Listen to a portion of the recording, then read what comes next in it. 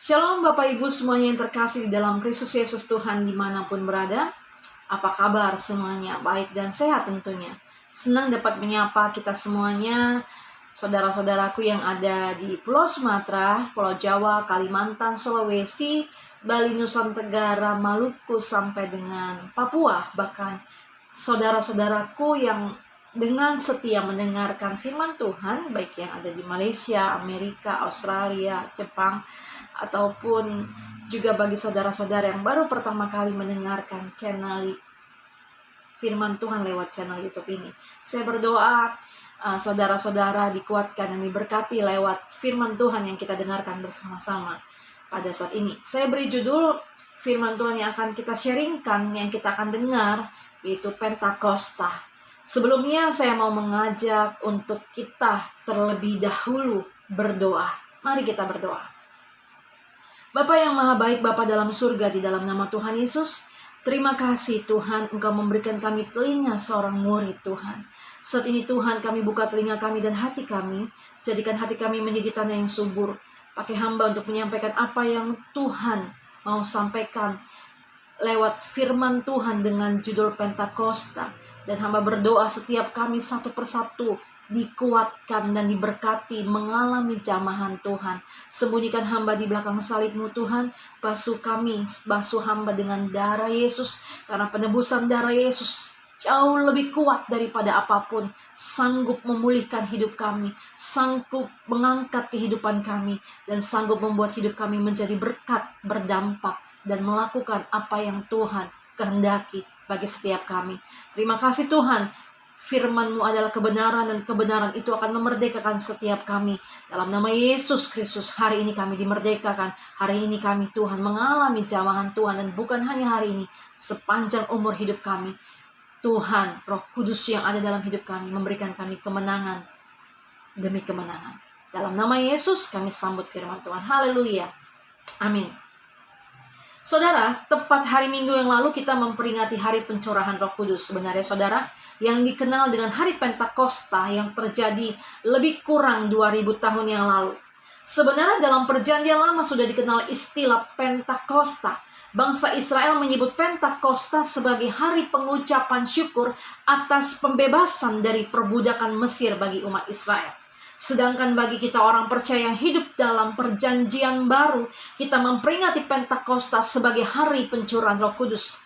Tepat 50 hari sesudah Tuhan Yesus bangkit dari kematiannya. Yesus mati menebus dosa saudara dan saya. Karena begitu besar kasih Allah akan dunia ini, sehingga Ia mengaruniakan anaknya yang tunggal, supaya setiap orang yang percaya kepadanya tidak binasa, melainkan beroleh hidup yang kekal. Dia bangkit, Dia mengalahkan maut, Dia menyatakan bahwa Dia adalah Tuhan. Apa yang Dia nubuatkan bahwa Dia akan bangkit, dan Tuhan genapi. Kemudian dari kebangkitannya 40 hari ke depan, Yesus naik ke surga. Dia naik ke surga untuk menyatakan bahwa Dia memang adalah Tuhan. Dia naik ke surga bukan Dia membiarkan saudara dan saya menjadi yatim piatu, tetapi karena Dia sangat mengasihi saudara. Alkitab mengatakan di rumah Bapakku banyak tempat tinggal. Dan suatu hari Tuhan Yesus akan datang kembali untuk menjemput saudara dan saya untuk bersama-sama tinggal di dalam kekekalan bersamanya. Kemudian dari kenaikan Yesus ke surga 10 hari ke depan, Tuhan memberikan Roh Kudus, seorang penghibur, penolong bagi kehidupan saudara dan saya. Amin saudaraku. Kita buka firman Tuhan dari Yohanes 16 ayat 7. Dikatakan, adalah lebih berguna jika aku pergi. Kita baca secara lengkap Yohanes 16 ayat 7. Apa yang dikatakan? Demikianlah firman Tuhan, namun benar yang kukatakan ini kepadamu adalah lebih berguna bagi kamu jika aku pergi. Sebab jikalau aku tidak pergi, penghibur itu tidak akan datang kepadamu. Tetapi jikalau aku pergi, aku akan mengutus Dia kepadamu. Amin. Suatu Tuhan Yesus masih ada di dunia ini, Yesus berkhotbah yang dapat mendengarkannya hanya orang-orang yang berkumpul bersamanya. Benar ya saudaraku? Mukjizat 5 roti 2 ikan dapat memberi makan 5.000 orang, sisa 12 bakul terjadi pada saat Yesus berkhotbah pada suatu waktu di sebuah bukit. Orang-orang yang dapat mendengarkannya dan menerima mukjizat 5 roti 2 ikan dapat memberi makan 5.000 orang, sisa 12 bakul adalah orang-orang yang pada saat itu mendengarkan Yesus sedang berkhotbah. Mukjizat pertama Yesus lakukan, air menjadi anggur. Di saat itu pun Yesus berada di lokasi tersebut. Tetapi Alkitab juga menceritakan bagaimana Yesus menyembuhkan hamba seorang perwira di Kapernaum. Saudara dapat buka di dalam Matius 8 ayat 5-13. Apa yang dikatakan perwira itu? Katakan saja sepatah kata, maka hambaku akan sembuh. Dan di ayat 13 Alkitab menceritakan, maka pada saat itu juga sembuhlah hambanya. Dikatakan dengan posisi yang berbeda, Yesus berada di satu lokasi yang bernama, kita sebutlah namanya suatu tempat yang namanya A, dan hamba perwira itu pada saat yang bersama, pada saat Yesus mengatakan sembuhlah, hamba perwira itu pun mengalami kesembuhan. Yesus tidak berada dalam suatu lokasi yang sama.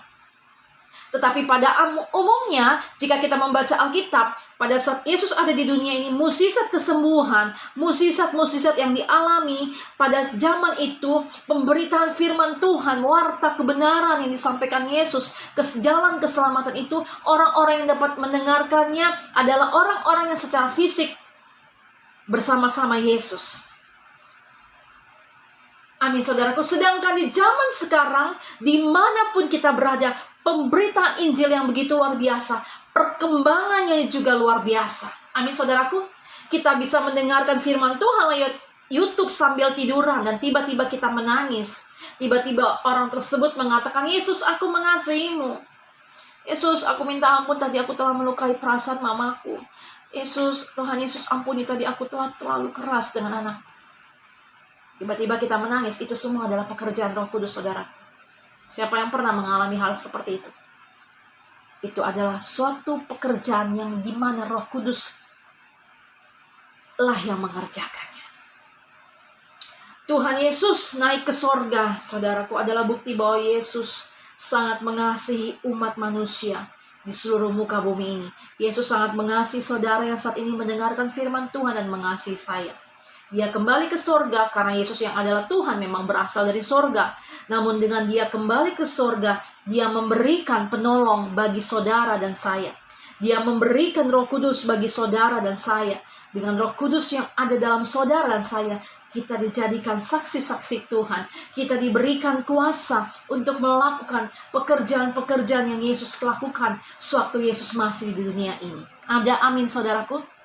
Kita buka firman Tuhan yang adalah kebenaran sebagai acuan dasar dari pembelajaran akan firman-Nya pada saat ini. Mari kita buka firman Tuhan, Kisah Para Rasul 1 ayat 6-8. Kisah Para Rasul 1 ayat 6-8. Demikian firman Tuhan. Maka bertanyalah mereka yang berkumpul di situ, Tuhan, maukah engkau pada masa ini memulihkan kerajaan bagi Israel? Jawabnya, engkau tidak perlu mengetahui masa dan waktu yang ditetapkan Bapa sendiri menurut kuasanya. Tetapi kamu akan menerima kuasa kalau Roh Kudus turun ke atas kamu. Dan kamu akan menjadi saksiku di Yerusalem dan di seluruh Yudea dan Samaria dan sampai ke ujung bumi. Amin. Alkitab mengatakan setelah Tuhan Yesus mengatakan demikian, terangkatlah ia disaksikan oleh mereka dan awan menutupnya dari pandangan mereka. Nah, dari pertanyaan murid-murid Tuhan yang berkumpul saat itu di ayat 6, apa yang saudara dapatkan? Saya dapatkan suatu gambaran yang dapat kita tarik bagi kehidupan kita dalam menjalani kehidupan ini, saudaraku. Siap kita dengarkan? Saya mendapatkannya yang dapat kita tarik dalam kehidupan kita pada saat ini adalah, terkadang sebagai orang percaya, ada keluar pertanyaan seperti ini, saudaraku. Tuhan, kapan Tuhan jawab doaku? Kapan Tuhan pulihkan keuangan kami? Kapan Tuhan kembalikan suami saya? Kapan Tuhan lakukan terobosan? Kapan Tuhan berkati usaha saya kembali seperti sedia kala? Kapan Tuhan pulihkan hubungan kekeluargaan kakak beradik ini kembali manis dan harmonis? Kapan dan kapan? Hal ini menjadi pertanyaan para murid-murid Tuhan. Kapan Tuhan kau akan memulihkan bangsa Israel? Dikatakan di ayat 6 kan, saudaraku? Tuhan, maukah engkau pada masa ini memulihkan kerajaan bagi Israel? Tapi apa yang Tuhan katakan di ayat 7? Engkau tidak perlu mengetahui masa dan waktu yang ditetapkan Bapa sendiri menurut kuasanya. Dari pernyataan Tuhan Yesus di ayat 7, bagi kita orang percaya, kita tidak perlu tahu masa dan waktu kapan Tuhan menjawab doa-doa kita, saudaraku. Amin. Namun yang harus kita pegang dan percaya bahwa rancangan Tuhan atas saudara dan saya adalah rancangan damai sejahtera yang memberikan kepada kita masa depan yang cerah dan penuh pengharapan. Sebab rancanganku bukanlah rancanganmu, jalanmu bukanlah jalanku, demikianlah firman Tuhan. Kita percaya bahwa Tuhan akan membuat segala sesuatunya indah pada waktunya. Oleh karena itu, disinilah iman kita harus bangkit, saudaraku. Dan kita tahu itu adalah pekerjaan Roh Kudus yang memberikan saudara dan saya kemenangan, yang memberikan saudara dan saya kekuatan, sehingga kita dapat berkata segala perkara dapat aku tangguh di dalam Kristus Yesus Tuhan yang memberikan kekuatan kepadaku. Katakan amin, saudara. Secara fisik, Yesus tidak bersama kita. Atau ada yang usianya sudah 2000 tahunan, masih hidup sampai sekarang, saudaraku. Yang artinya dari zaman Yesus hidup sampai sekarang masih hidup. Tidak ada kan? Nah, disinilah peran Roh Kudus, saudara, yang menyertai, yang menuntun, yang mengurapi dan memberikan kekuatan, yang memberikan saudara dan saya keberanian, yang menyempurnakan saudara dan saya untuk menjadi pribadi-pribadi yang segambar serupa dengan Kristus. Saya, Pastor Roli, saya sudah jatuh. Tapi apa yang Tuhan katakan? 7 kali orang benar jatuh, tidaklah sampai tergeletak. Penebusan darah Yesus sangat kuat, jauh lebih kuat dari apapun, dari tantangan saudara yang sedang saudara hadapi. Penebusan darah Yesus adalah sempurna selama saudara tidak meninggalkan Tuhan. Bahkan satu waktu Tuhan mencari domba yang terhilang, yang tersesat itu, karena kasih-Nya yang begitu besar atas saudara dan saya. Amin. Kita harus tahu kebenaran, saudara. Dan kebenaran itulah yang akan memerdekakan saudara dan saya. Dia tidak membiarkan kita sendiri, saudara. Dia sanggup ubah saudara dari yang penakut menjadi pemberani. Kita dapat lihat dari kehidupan seorang rasul yang luar biasa, Rasul Petrus. Alkitab mengatakan sekali berkhotbah 3.000 orang bertobat. Sebelum mengalami pencurahan Roh Kudus, Petrus boleh dikata seorang yang penakut. Dapat kita baca dalam cerita Alkitab, boleh dikata dia seorang yang pelin-pelan, emosian, temperamen, tetapi Tuhan mengubahkan dia saat dia mengalami pencurahan Roh Kudus. Dia berubah. Sekali berkhotbah 3.000 orang bertobat. Amin, saudaraku. Nah, ada 3 hal yang akan kita pelajari saat ini mengenai Pentakosta. Karena karya Roh Kudus itu akan bekerja bagi saudara dan saya dengan luar biasa. Suatu peristiwa mengubahkan para murid-murid Tuhan menjadi pribadi yang luar biasa dan berdampak. Juga pribadi Roh Kudus ini juga akan mengubahkan hidup saudara dan saya menjadi pribadi-pribadi yang luar biasa dan berdampak. Mari kita buka firman Tuhan dari Kisah Para Rasul 2 ayat 1-6, saudaraku. Kisah Para Rasul 2 ayat 1-6, demikianlah firman Tuhan. Ketika tiba hari Pentakosta, semua orang percaya berkumpul di satu tempat. Tiba-tiba turunlah dari langit suatu bunyi seperti tiupan angin keras yang memenuhi seluruh rumah di mana mereka duduk. Dan tampaklah kepada mereka lidah-lidah seperti nyala api yang bertebaran dan hingga pada mereka masing-masing. Di ayat 4, maka penuhlah mereka dengan Roh Kudus. Lalu mereka mulai berkata-kata dengan bahasa-bahasa lain, seperti yang diberikan oleh Roh itu kepada mereka untuk mengatakannya. Di ayat 5, waktu itu di Yerusalem diam orang-orang Yahudi yang saleh dari segala bangsa di bawah kolong langit. Ketika turun bunyi itu, berkerumunlah orang banyak. Mereka bingung karena mereka masing-masing mendengar rasul-rasul itu berkata-kata dalam bahasa mereka sendiri. Amin. Di ayat 1 dikatakan mereka berkumpul dalam satu tempat. Ngapain saudara berkumpul dalam satu tempat? Pastinya mereka memuji-muji Tuhan, menyembah Tuhan, sharing tentang Yesus. Mereka mungkin angkat perjamuan, mengangkat tubuh dan darah Yesus seperti yang Yesus ajarkan sewaktu Yesus masih ada bersama-sama mereka. Kemudian mereka memuji, menyembah Tuhan kembali. Dan dikatakan di ayat 2, tiba-tiba turunlah dari langit suatu bunyi. Bang! Ini contoh, saudara, bunyinya seperti itu. Tentunya lebih kuat lah ya mungkin ya, saudara. Nah, apa yang kita dapat? Poin pertama yang saya dapat, Roh Kudus itu bekerja tidak dibatasi waktu dan tempat, saudara. Saudara yang sedang berdoa untuk keselamatan orang tuanya, saudara yang sedang berdoa untuk keselamatan suaminya, pasangannya, istrinya, saudara yang berdoa untuk keselamatan teman-temannya yang dikasihi saudara. Tetaplah berdoa, tetaplah memuji Tuhan. Tetaplah menyembah Tuhan, bersekutu dengan firman dan berdoa. Karena apabila waktunya, Roh Kudus itu akan bekerja kepada hati orang-orang yang saudara sedang doakan. Katakan amin.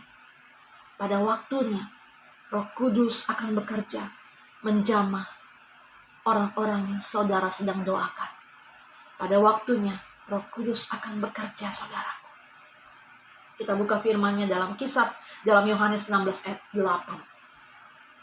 Yohanes 16 ayat 8. Demikianlah firman Tuhan, dan kalau Ia datang, Ia akan menginsafkan dunia akan dosa, kebenaran, dan penghakiman. Amin, saudaraku. Tugas pertama kita untuk menerima pencurahan Roh Kudus adalah terus memuji Tuhan, saudaraku. Terus menyembah Tuhan, terus bersekutu dalam firman-Nya. Miliki kerinduan akan kehadirannya lebih daripada biasanya, saudaraku. Terus berdoa dengan tiada henti dan tiada jemu-jemunya. Saya mau menyaksikan sewaktu pertama kali saya mengalami kasih mula-mula, saudara. Saat itu saya masih anak gadis ya, saudara, belum sekolah teologi ya saat itu. Tetapi Tuhan memberikan suatu kerinduan yang luar biasa. Gereja lama saya itu dalam hari Minggu tuh 6 kali ibadah, saudara. Saya bisa ibadah dalam hari Minggu saja, satu hari itu aja 6 kali, saudara. Dengan pendeta, dengan hamba Tuhan yang berbeda-beda. Sehingga lagu yang mengatakan seperti ini, saudara. Saya mau mengajak kita menyanyikan satu lagu. Saya boleh nyanyi sedikit ya, saudaraku. Sepertinya. Lebih baik satu hari di pelataran-Mu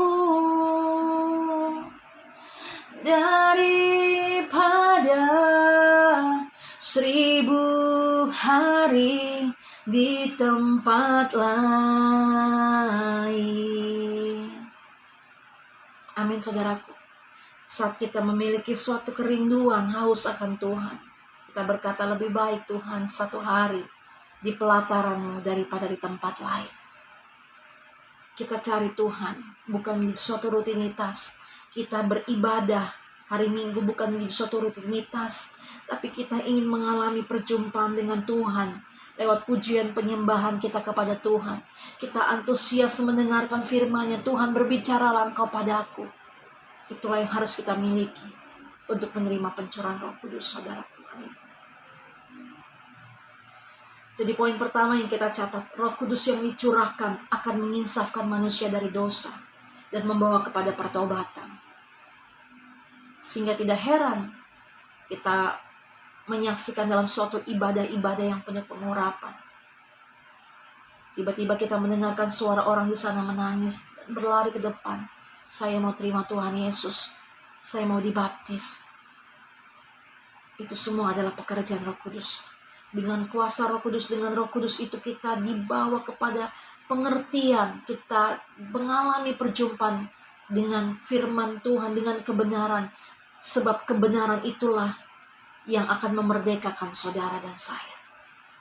Mungkin tahun lalu atau bulan lalu pada saat kita membaca firman Tuhan, kayaknya firman Tuhan itu biasa aja. Tetapi pada saat kita membacanya, saat kita memang terlebih dulu berdoa dan memang benar-benar merindukan Tuhan, Tuhan memberikan suatu hikmat, pewahyuan yang baru dari firman Tuhan yang sudah sering kita baca, tetapi Tuhan memberikan suatu pewahyuan, hikmat, pengenalan akan Tuhan. Itu semua adalah pekerjaan Roh Kudus, saudara.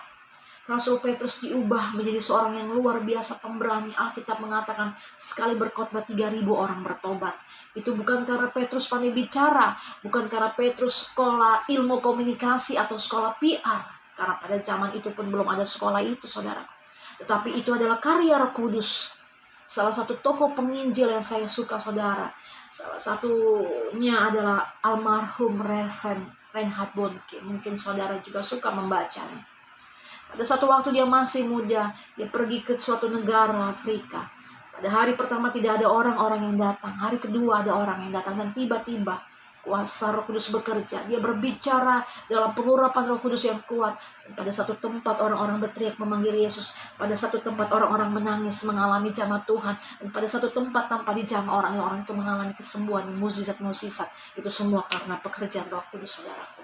Sehingga pada saat kita beribadah, tidak heran kita mendengarkan ada orang yang tiba-tiba nangis, ada orang yang tiba-tiba terisak, dan ada orang yang tiba-tiba memberikan dirinya untuk menjadi alat Tuhan. Itu semua adalah pekerjaan Roh Kudus, saudaraku. Amin. Jadi bagi kita yang menerima, mengalami pencurahan Roh Kudus, orang-orang di sekitar kita juga akan mengalami perjumpaan dengan Tuhan, saudara. Bertobat, dan dampaknya dan kesetiaan kita dalam berdoa dan memuji Tuhan adalah menghasilkan, menggerakkan Roh Kudus untuk hadir dan menjamah orang-orang yang secara fisik mungkin jauh dari kita. Tapi lewat karya Roh Kudus, mereka mengalami pertobatan dan menerima keselamatan. Amin, saudaraku. Dan poin kedua yang Roh Kudus kerjakan bagi kita orang-orang percaya yang menerima pencurahan Roh Kudus, kita akan melakukan pekerjaan-pekerjaan yang Yesus lakukan, bahkan pekerjaan yang lebih besar daripada itu. Kita buka firman-Nya dalam Yohanes 14 ayat 12. Demikianlah firman Tuhan, aku berkata kepadamu, sesungguhnya barang siapa percaya kepadaku, ia akan melakukan juga pekerjaan-pekerjaan yang aku lakukan, bahkan pekerjaan-pekerjaan yang lebih besar dari itu. Sebab aku pergi kepada Bapa. Amin. Apa yang Yesus kerjakan sewaktu Yesus datang ke dunia? Yesus memberitakan berita keselamatan, saudara. Akulah jalan dan kebenaran. Tidak ada seorang pun yang dapat datang kepada Bapa kalau tidak melalui aku, dalam Yohanes 14 ayat 6.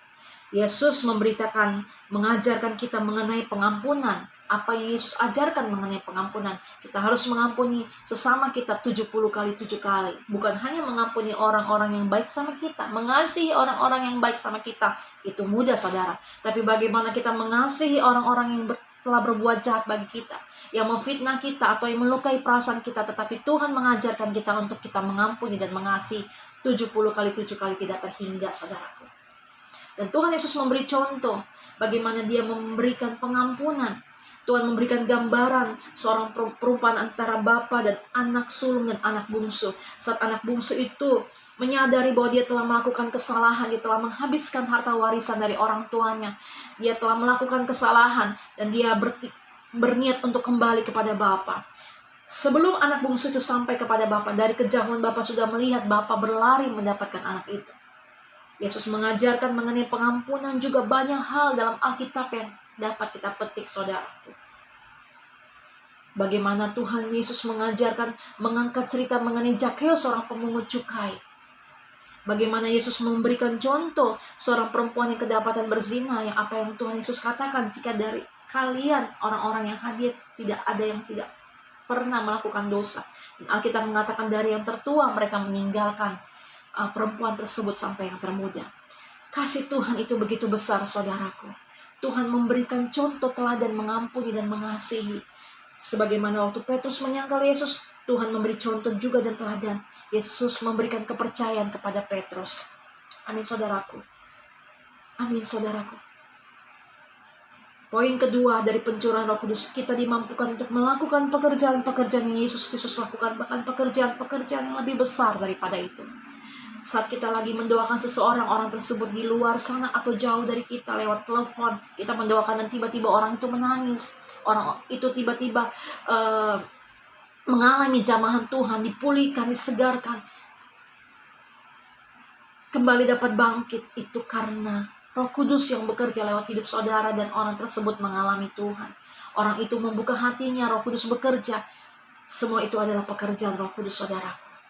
Amin. Pencurahan Roh Kudus, saudara dan saya dimampukan untuk melakukan pekerjaan-pekerjaan yang Yesus Kristus lakukan, bahkan pekerjaan-pekerjaan yang lebih besar daripada itu. Amin. Dan poin ketiga adalah melalui pencurahan Roh Kudus, orang percaya diperlengkapi oleh Tuhan lebih lagi. Dalam Kisah Para Rasul 2 ayat 4-6 dikatakan, mereka berbahasa dengan bahasa-bahasa yang baru, dan orang-orang yang berkerumun mendengarkan para rasul berbicara dengan bahasa mereka. Amin, saudara. Mari kita buka firman Tuhan dari Kisah Para Rasul 2 ayat 17. Demikianlah firman Tuhan, Kisah Para Rasul 2 ayat 17. Akan terjadi pada hari-hari terakhir, demikianlah firman Allah, bahwa aku akan mencurahkan rohku ke atas semua manusia.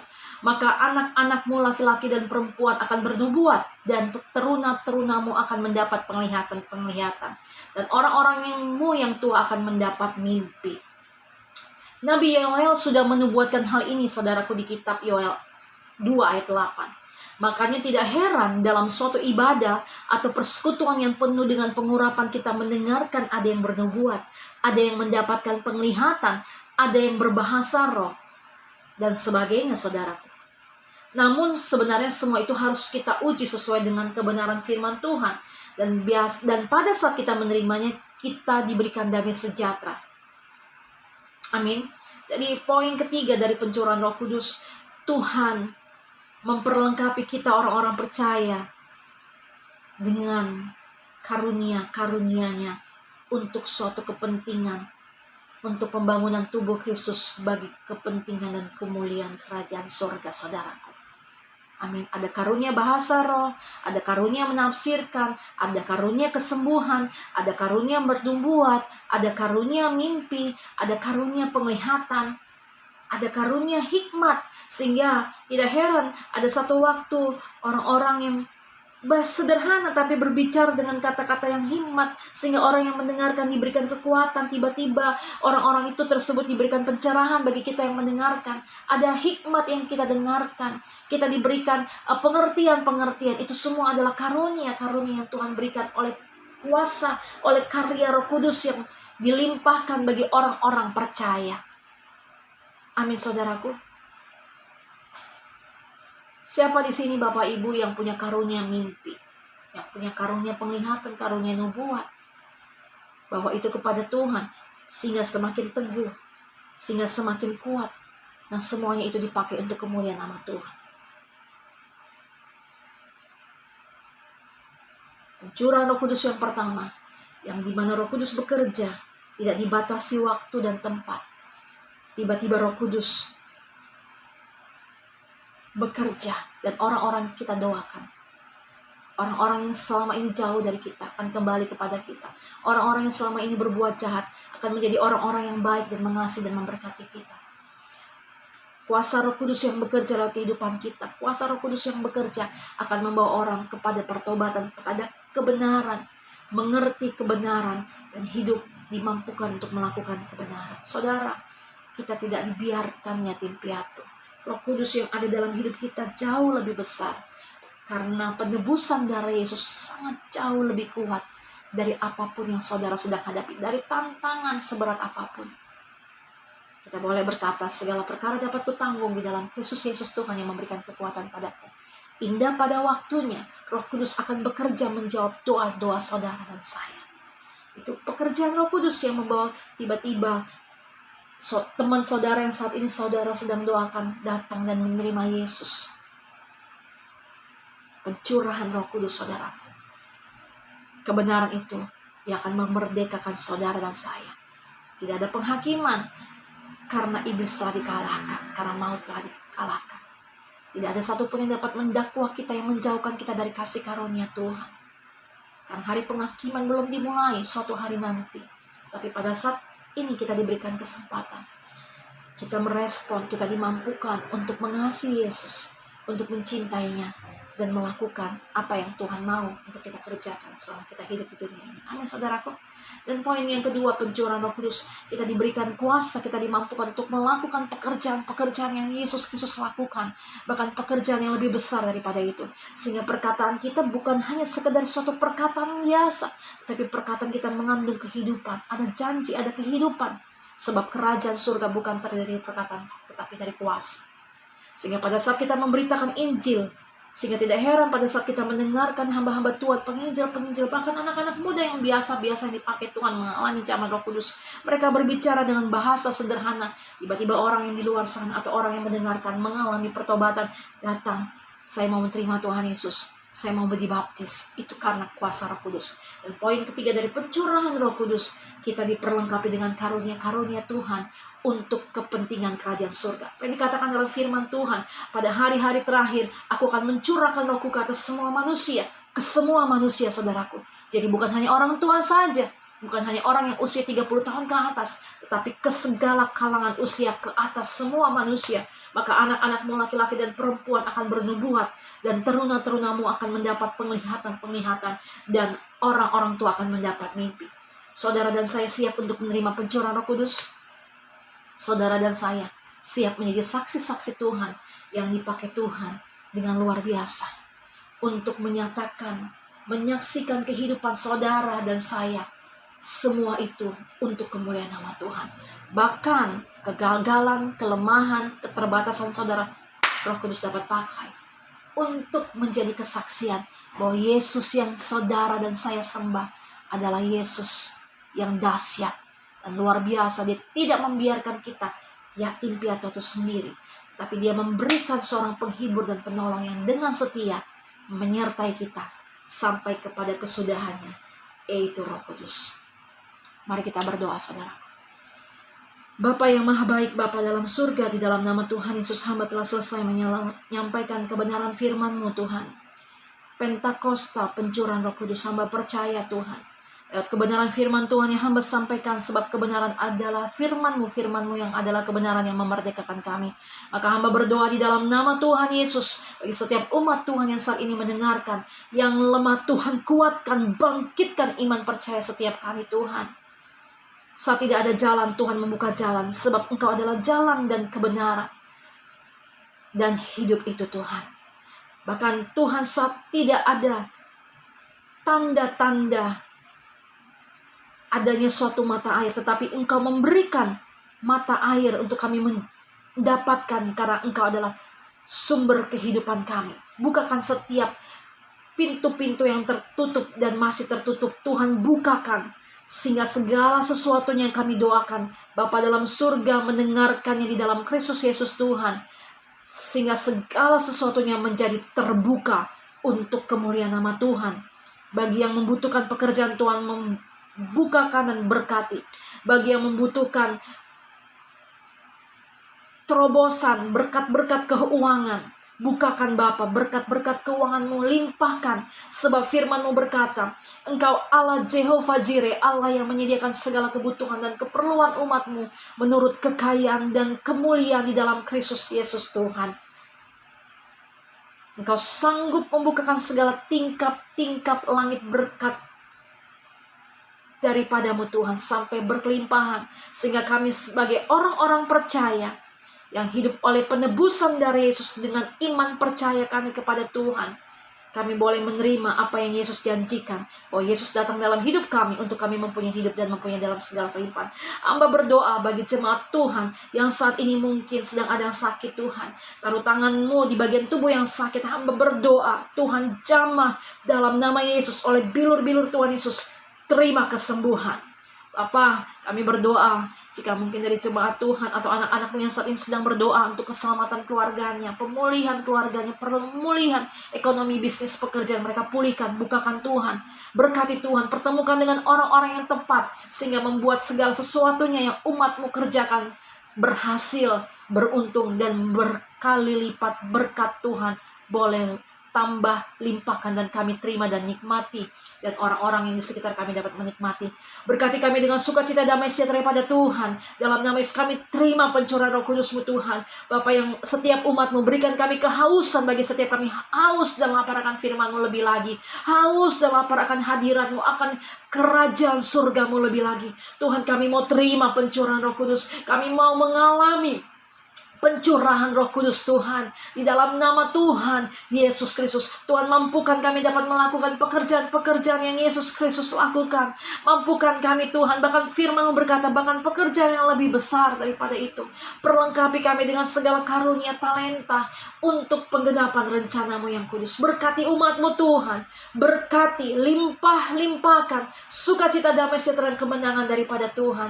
Karena penebusan darah-Mu Yesus sempurna dan sangat kuat, mampu memberikan kami kemenangan, bahkan lebih daripada pemenang. Di dalam Kristus Yesus Tuhan, berkati setiap kami umat Tuhan yang percaya dan berdoa. Tuhan memberkati dan mengangkat kehidupan kami menjadi kepala, bukan ekor, tidak turun tapi naik. Apa saja yang kami kerjakan Tuhan buat berhasil, dan urapi dengan Roh Kudus-Mu, sehingga kami menjadi saksi-saksi Tuhan yang luar biasa, berdampak dan berbuah untuk hormat dan kemuliaan nama Tuhan. Dalam nama Tuhan Yesus Kristus. Haleluya. Amin. Saudara, Tuhan Yesus memberkati kita semuanya. Shalom. Selamat menjadi saksi-saksi Tuhan. Ketahuilah, Roh Kudus menyertai saudara dan saya sampai kesudahannya. Tuhan Yesus memberkati. Amin.